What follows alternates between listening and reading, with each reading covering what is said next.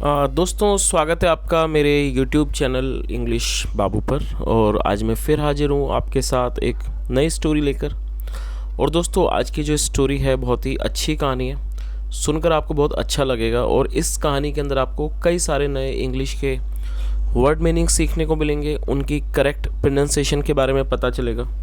और जो इसका ग्रामर का पार्ट है उसे हमेशा की तरह बिल्कुल ही डिटेल में कवर करेंगे, तो एक एक स्ट्रक्चर को आप बहुत ही आसानी से सीख पाएंगे।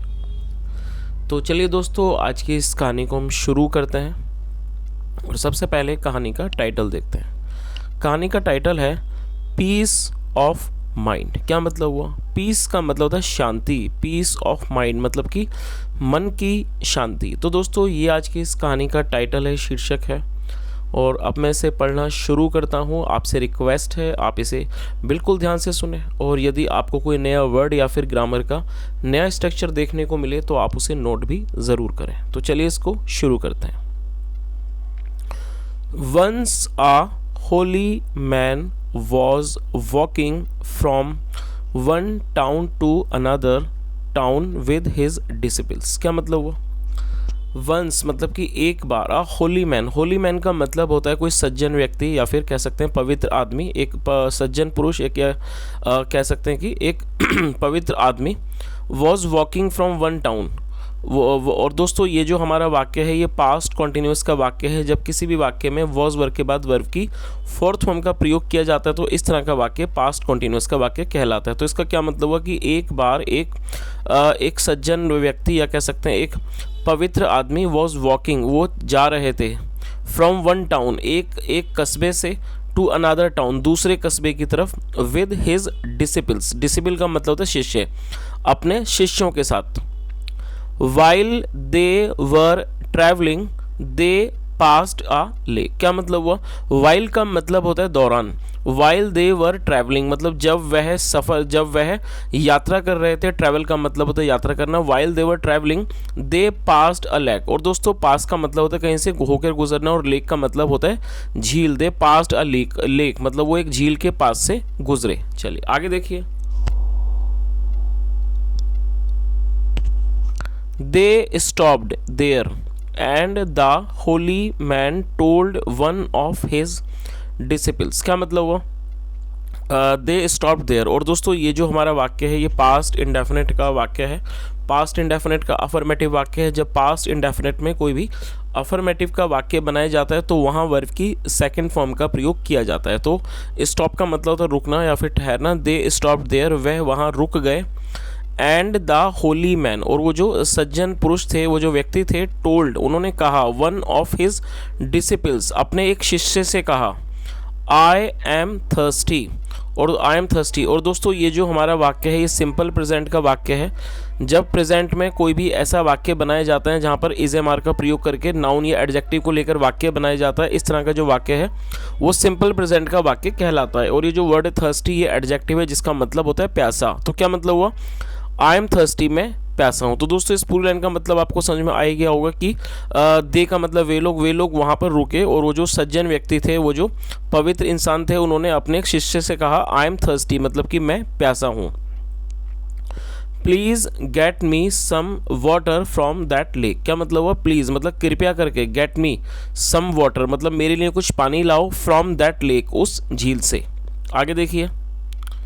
The disciple walked up to the lake. और दोस्तों, वॉक अप टू का मतलब होता है चलकर जाना। The disciple walked up to the lake, वो जो डिसिपल था मतलब जो शिष्य था वो उस झील पर चलकर गया।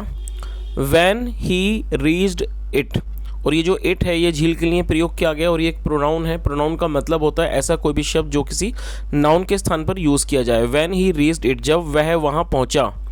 ही नोटिस्ड, नोटिस का मतलब होता है ध्यान देना। ही नोटिस्ड, उसने ध्यान दिया। That some people were washing clothes in the water, उसने ध्यान क्या दिया कि some people were washing clothes, जो कुछ लोग थे वो कपड़े धो रहे थे, इन द वाटर, पानी में। एंड आ बुलक कार्ट, और दोस्तों बुलक कार्ट का मतलब होता है बैलगाड़ी। एंड ए बुलक कार्ट, और एक जो बैलगाड़ी थी, वॉज क्रॉसिंग द लेक, वो उस झील को पार कर रही थी। एज आ, और दोस्तों यहाँ पर आप इस चित्र को भी देख सकते हैं कि इस झील में कुछ लोग कपड़े धो रहे हैं। एज अ रिजल्ट मतलब कि परिणाम स्वरूप द वाटर बिकेम मडी। और दोस्तों मडी का मतलब होता है धुंधला या फिर मटमैला। तो क्या मतलब हुआ, एज ए रिजल्ट मतलब कि परिणाम स्वरूप द वाटर बिकेम मडी, जो पानी था वो मडी मतलब कि धुंधला या कह सकते हैं गंदा या फिर मैला हो गया। चलिए आगे देखिए। और दोस्तों आप इस वर्ड को नोट कर सकते हैं, मडी एक एडजेक्टिव है जिसका मतलब होता है धुंधला, मैला या फिर कीचड़ युक्त। चलिए आगे देखिए। The disciple thought. और दोस्तों ये थिंक की सेकेंड फॉर्म है। थिंक मतलब सोचना और थॉट मतलब सोचा। द डिसिपल थॉट, शिष्य ने सोचा।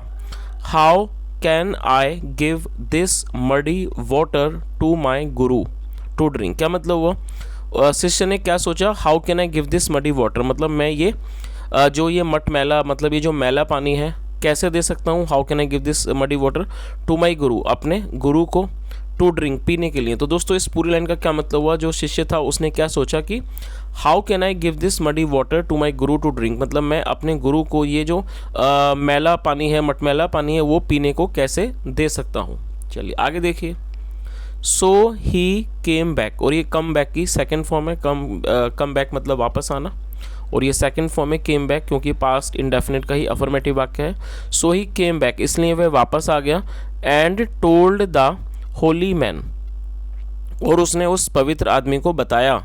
The water is very muddy, उसने क्या बताया कि जो पानी है, the water is very muddy, वो बहुत ज़्यादा मटमैला है। आई डोंट थिंक मतलब मुझे नहीं लगता, it is good to drink, मुझे नहीं लगता ये पानी पीने के लिए अच्छा है। चलिए आगे देखिए। The disciple was disturbed. और दोस्तों ये जो हमारा वाक्य है ये सिंपल पास्ट का वाक्य है। जब पास्ट में वॉज या वर्क का प्रयोग करके हेल्पिंग वर्ब के रूप में कोई भी नाउन या एडजेक्टिव को लेके वाक्य बनाया जाता है, इस तरह का वाक्य सिंपल पास्ट का वाक्य कहलाता है। और ये जो वर्ड है डिस्टर्ब्ड, आप इसे नोट कर सकते हैं, ये एक एडजेक्टिव है जिसका मतलब होता है व्याकुल। तो क्या मतलब हुआ, द डिसिपल वॉज डिस्टर्ब्ड, मतलब जो डिसिपल था, शिष्य था, वो व्याकुल था। After about half an our मतलब आधा घंटा। After about half an our मतलब और अबाउट मतलब लगभग आधा घंटे के बाद। अगेन दोबारा से, the holy man asked the same disciple. और दोस्तों यहाँ आस्क का यूज़ किया गया है। आस्क का मतलब आमतौर पर पूछना होता है, लेकिन आस्क का मतलब किसी व्यक्ति को कोई काम करने को कहने के लिए भी आस्क का यूज़ किया जाता है। तो आप इस वर्ड को बहुत अच्छे से नोट कर सकते हैं कि आस्क का मतलब पूछना होता है, उसके अलावा आस्क का मतलब किसी व्यक्ति को कोई काम करने को कहना भी होता है। तो इस लाइन का क्या मतलब हुआ, after about half an hour करीब आधा घंटे के बाद। Again the holy man asked the same disciple to go back to the lake and get some water to drink. क्या मतलब हुआ कि करीब आधा घंटे के बाद अगेन मतलब दोबारा से वो जो होली मैन थे, मतलब वो जो पवित्र आदमी थे, वो जो सज्जन पुरुष थे, man asked the same disciple, उन्होंने उसी सेम डिसिपल मतलब उसी शिष्य से कहा, टू गो बैक वापस जाने को, टू द लेक मतलब झील वापस जाने को कहा, and get some water to drink और उसे कुछ पानी पीने के लिए पानी लाने को कहा। चलिए आगे देखिए। The disciple went back to the lake. और ये दोस्तों आप इसे नोट कर सकते हैं, गो की सेकंड फॉर्म में वेंट, गो बैक मतलब वापस जाना, वेंट बैक मतलब वापस गया। तो क्या मतलब हुआ, the disciple went back to the lake मतलब जो शिष्य था वो झील पर वापस गया। दिस टाइम इस बार, दिस टाइम मतलब इस बार, ही फाउंड, और ये फाइंड की सेकंड फॉर्म में ही फाउंड, उसने पाया that the lake had clear water, की जो झील है उसका जो पानी है वो बिल्कुल क्लियर है, साफ है। इन इट उसके अंदर। The mud had settled down and the water looked good to drink. क्या मतलब हुआ दोस्तों, यहाँ पर हैड के साथ थर्ड फॉर्म का प्रयोग किया गया है। और आपको ये चीज़ याद रखनी है कि जब किसी भी वाक्य में हैड के साथ वर्ब की थर्ड फॉर्म का प्रयोग किया जाता है तो इस तरह का जो वाक्य है वो पास्ट परफेक्ट का सेंटेंस कहलाता है। और पास्ट परफेक्ट में हमेशा ही सिर्फ हैड का ही प्रयोग किया जाता है, वो सिंगल हेल्पिंग वर्ब है और साथ में वर्ब की थर्ड फॉर्म का प्रयोग किया जाता है। तो क्या मतलब हुआ इस लाइन का, the mud had settled down, जो मड थी मतलब जो कीचड़ थी वो हैड सेटल्ड डाउन नीचे बैठ गई थी। And the water looked good, और वो जो पानी था वो ठीक दिख रहा था टू ड्रिंक पीने के लिए। सो इसलिए ही कलेक्टेड वाटर, उसने पानी इकट्ठा किया। इन ए पॉट, एक जार, एक पॉट में, पॉट मतलब एक तरह से कह सकते हैं कढ़ाई या कोई एक गमला, पात्र, उसे पॉट कहा जाता है। उसने एक पात्र में, एक गमले में पानी को इकट्ठा किया। And brought it to back, brought it to back, और वो उसे वापस ले आया। चलिए आगे देखिए, the holy man looked at the water, और ये जो सज्जन पुरुष थे, लुक्ड एट द वाटर, उन्होंने पानी को देखा, एंड देन, और फिर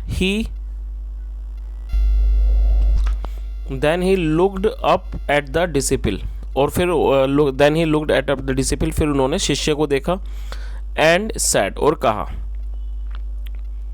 सी देखो, what you did, see what you did, कि आपने क्या किया, to make the water clean, पानी को साफ करने के लिए। चलिए आगे देखिए, you let it be clean and the mud settled down on its on and you got clear water. क्या मतलब हुआ? और दोस्तों लेट का प्रयोग वाक्य में जब किया जाता है जब हम कोई भी ऐसा वाक्य बनाएं जहां पर हम ये शो करना चाहते हैं कि किसी कार्य को होने देना या फिर ना होने देने के बारे में बात हो, वहां लेट का प्रयोग किया जाता है हेल्पिंग वर्ब के रूप में। तो क्या मतलब हुआ? You let it be clean, मतलब आपने इसे साफ होने दिया, and the mud settle down, और वो जो मतलब जो कीचड़ थी, वो जो गंदगी थी, धुंधलापन था, मड सेटल डाउन, वो नीचे बैठ गया, ऑन इट्स ऑन, अपने ऑन इट्स ऑन मतलब खुद अपने आप वो स्वयं नीचे बैठ गया, and you got clear water, और आपको साफ पानी मिला। आगे देखिए, your mind is also like that, और योर माइंड मतलब जो आपका मन है, इज़ ऑल्सो लाइक दैट, वो भी उसी की तरह है। When it is disturbed, when it is disturbed मतलब कि जब वह व्याकुल होता है। Just let it be calm, और दोस्तों calm एक एडजेक्टिव है जिसका मतलब होता है शांत। तो क्या मतलब हुआ? Just let it be calm, उसे शांत होने। तो दोस्तों इस पूरी लाइन का क्या मतलब हुआ? उन्होंने, वो जो सज्जन पुरुष थे, उन्होंने क्या बताया कि जो आपका दिमाग है, your mind is also like that, वो भी उसी की तरह है, मतलब जो आपका मन है, दिमाग है, वो भी उसी की तरह है। When it is disturbed मतलब जब वह व्याकुल होता है, just let it be calm, उसे शांत रहने दो। Give it a little time, उसे थोड़ा समय दो। It will settle down on its on, it will settle down, और वो मतलब कि सेटल डाउन हो जाएगा, वो ठीक हो जाएगा, ऑन इट्स ऑन स्वयं वो ठीक हो जाएगा। You don't have to put in any effort, मतलब आपको कोई भी प्रयास नहीं कर लगाने हैं, कोई भी प्रयास नहीं करना है। टू काम इट डाउन, उसको शांत करने के लिए। It will happen on its own, और it will happen on its own मतलब ये खुद ब खुद ये अपने आप स्वयं होगा। इट इज़ एफर्टलेस, और दोस्तों ये जो वर्ड है एफर्टलेस, ये एक एडजेक्टिव है जिसका मतलब होता है सहज या फिर सरल। इट इज़ एफर्टलेस मतलब ये सहज होता है, ये एकदम सरल होता है। एफर्टलेस का मतलब होता है जिसमें किसी भी तरह का कोई काम ना करना हो, उसे एफर्टलेस कहा जाता है, और आप इसे नोट कर सकते हैं, एडजेक्टिव है। क्या मतलब हुआ? इट इज़ एफर्टलेस, और ये सरल होता है, मतलब कि ये एक तरह से कह सकते हैं सहज होता है, सरल होता है, मतलब जिसमें कोई भी प्रयास करने की ज़रूरत नहीं होती है। चलिए आगे देखिए, और दोस्तों अब इस कहानी का जो मॉरल है वो भी एक बार देख लेते हैं। इसका मॉरल क्या है?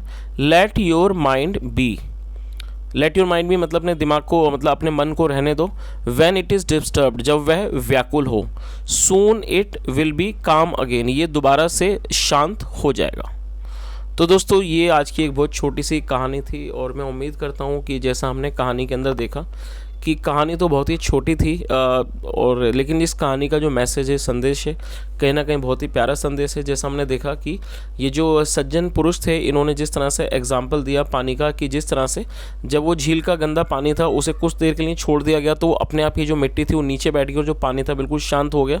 ठीक उसी तरह से जो हमारा मन भी होता है, जब वो व्याकुल होता है तो हमें किसी भी तरह का उसमें प्रयास नहीं करना होता है उसको ठीक करने के लिए, और जब हम उसे कुछ समय के लिए छोड़ देते हैं तो वो खुद ही अपने आप ही शांत हो जाता है। तो दोस्तों ये आज की एक बहुत छोटी सी कहानी थी, और मैं उम्मीद करता हूँ कहानी आपको अच्छी लगी होगी, आपने कहानी से भी कुछ सीखा होगा।